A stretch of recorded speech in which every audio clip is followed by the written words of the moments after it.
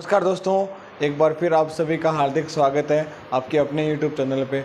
गले में थोड़ी खिचखिच हो रखी है, विक्स की गोली मैंने ले ली है पर वो काम नहीं कर रही है। तो दोस्तों आज हम बात करने वाले हैं, अभी तक हमने बात की प्रेजेंट इंडेफिनिट की और प्रेजेंट कंटिन्यूअस की। आज हम जो टॉपिक हम स्टार्ट करने वाले हैं उसमें क्या आएगा, प्रेजेंट परफेक्ट के साथ हम किसको कंपेयर करेंगे, पास्ट सिंपल को। इसी में ही सबसे ज़्यादा कन्फ्यूज़न देखने को मिलता है कि कौन सा टेंस, कौन सी एक्शन को आप पास्ट सिंपल में लेके आओगे, कौन से ही टेंस को, कौन सी एक्शन को आप प्रेजेंट परफेक्ट में रखोगे। ठीक है, आप ज़रा दिमाग लगाओ कि कभी कभी आपने रूल देखे होंगे तो 30 मिनट के पहले के जो होते हैं वो सारे कहाँ चले जाते हैं, पास्ट में, और 30 मिनट तक क्या होते हैं, सारे प्रेजेंट परफेक्ट में। ये सारी मिथ्स हैं इंग्लिश में। दोस्तों अगर आवाज़ क्लियर नहीं आ रही है तो माफ़ी चाहता हूँ एक बार फिर आपसे, कोशिश करना समझने की। आज हम बात करने वाले हैं प्रेजेंट परफेक्ट में, और नेक्स्ट वीडियो में आप बात करोगे, हम सभी बात करेंगे, आप अकेले नहीं करोगे, पास्ट सिंपल की। अभी हम बात करते हैं प्रेजेंट परफेक्ट की। तो शायद मैंने आपको पहले किसी एक वीडियो में मैंने आपको बताया था परफेक्ट के मीनिंग, शायद आपको याद आ रहे होंगे उस परफेक्ट के मीनिंग। कंप्लीटेड एक्शन, जो काम कंप्लीट हो गया है, ठीक है, उसका इफेक्ट हम अभी प्रेजेंट में फील कर सकते हैं, कर पाते हैं ना। और उसके बाद क्या आता है, इसमें हम इम्प्रूवमेंट नहीं कर पाते क्योंकि काम कंप्लीट हो चुका है। तो हम कह सकते हैं इसको कंप्लीटेड एक्शन। परफेक्ट को हम बोल सकते हैं कंप्लीटेड एक्शन। और अगर प्रेजेंट की बात हो तो हम कह सकते हैं रिसेंटली, जो काम कंप्लीट हो चुका है वो कब हो चुका है, रिसेंटली। तो यहाँ पे पॉइंट बना अपना, प्रेजेंट परफेक्ट क्या होता है, रिसेंटली कंप्लीटेड एक्शन। अब देखिए दोस्तों, इस रिसेंटली कंप्लीटेड एक्शन को बताने के लिए हमें फिर से कुछ कीवर्ड्स चाहिए होते हैं।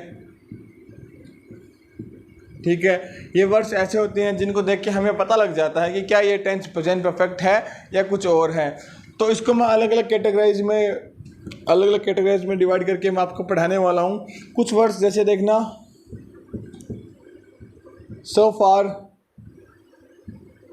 अप टिल,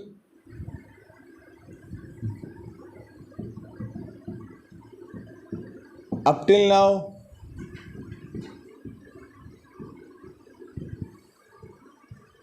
by now, ठीक है,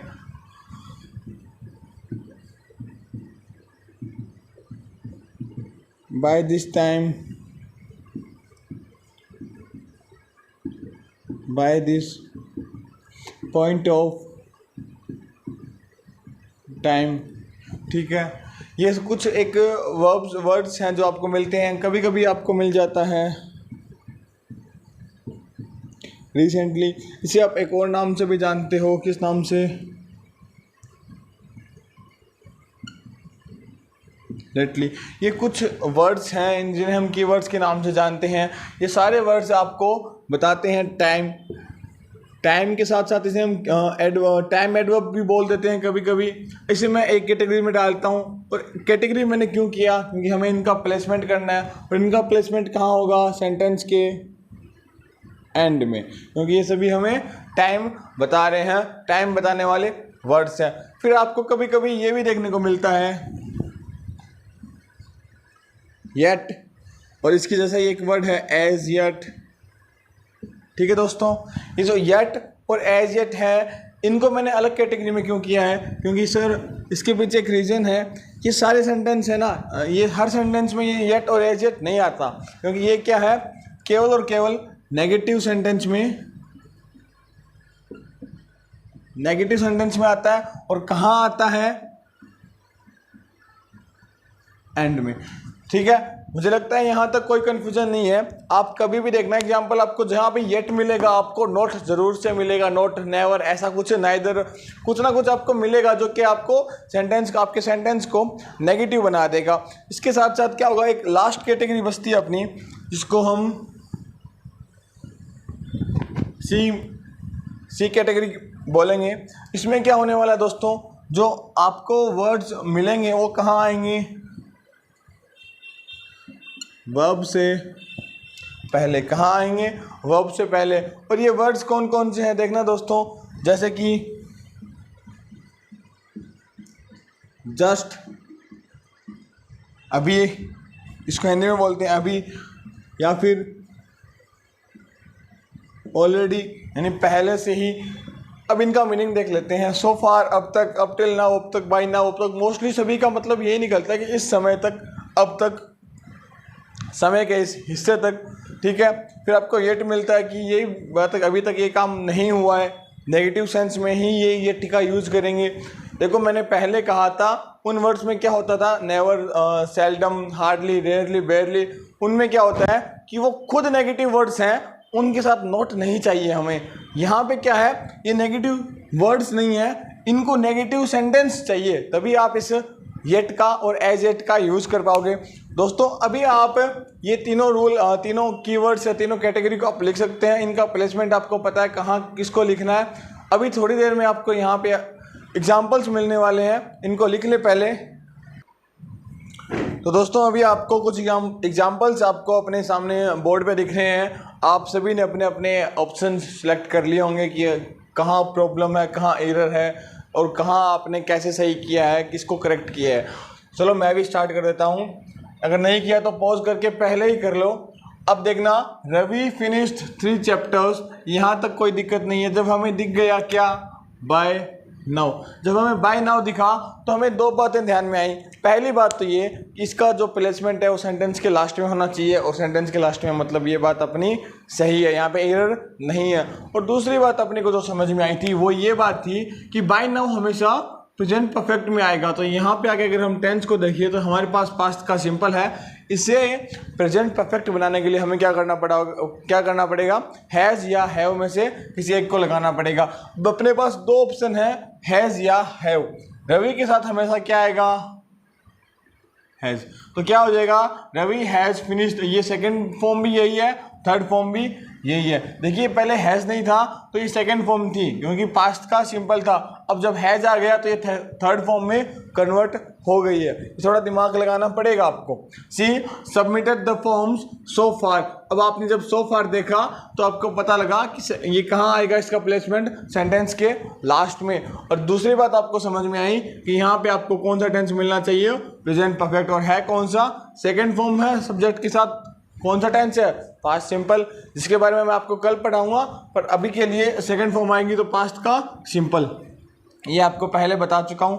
अब सी के बाद क्या आएगा, अगर हमें प्रेजेंट परफेक्ट बनाना है क्योंकि हमें सो फार मिला है, सो फार के लिए प्रेजेंट परफेक्ट बनाने के लिए सी के साथ हैज़ चाहिए, तो सी के साथ क्या आएगा, has.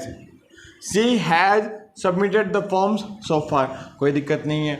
Ishan revised 3 chapters already. अब आपको क्या मिला, ऑलरेडी।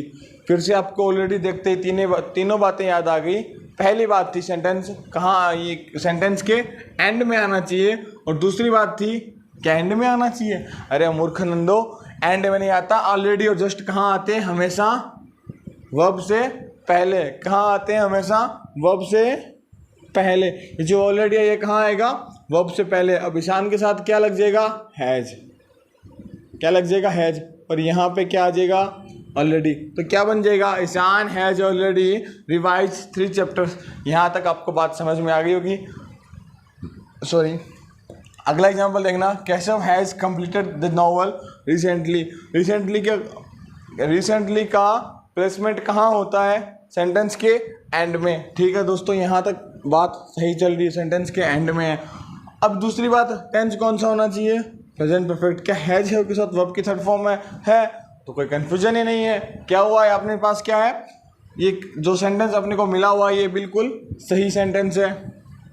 आई जस्ट मिलती है, आपको पता लग गया। पहली बात तो क्या है, वर्ब से पहले आना चाहिए और कॉल के पहले आया है, तो यहाँ पे बातें एकदम सही है। दूसरी बात, अपने पास टेंस कौन सा होना चाहिए, प्रेजेंट परफेक्ट, और यहाँ पे जस्ट कॉल्ड है, हैज़ हैव नहीं है, तो हमें हैज़ हैव लगाना पड़ेगा।